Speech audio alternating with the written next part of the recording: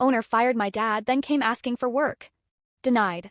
Back in 1997, my stepdad was the operations manager at a company that did telecommunications work. He hired me to work at the company for the summer, but I ended up enjoying the work and made a career out of it. About 4 months into my employment at the company, the owner and my stepdad had a disagreement over something very trivial, and the owner fired my dad.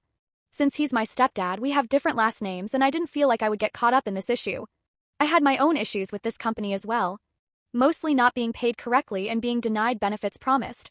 Ended up working for another 18 months for the company before I left to work for a major telecommunications provider that we had done some work for.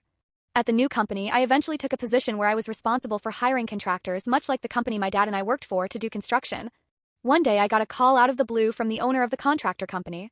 He wanted to see if he could get on my list of approved contractors and was hoping we could discuss it over lunch. Typically, a project of this type would be a $75,000 to $200,000 project, and I would do 20 to 30 projects per year, so it could be a lucrative source of revenue for them. I agreed to a lunch date with the owner at a fancy restaurant I always wanted to try. His pitch consisted of telling me what his company was capable of, how he valued his employees and took good care of them.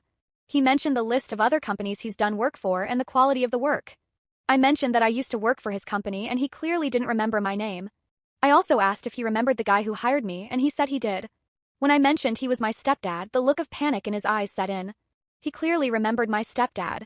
I closed out the lunch meeting with a thank you for the food and an apology that my contractor list was full of more capable contractors but would keep him in mind if something were to change. Never heard back from him again.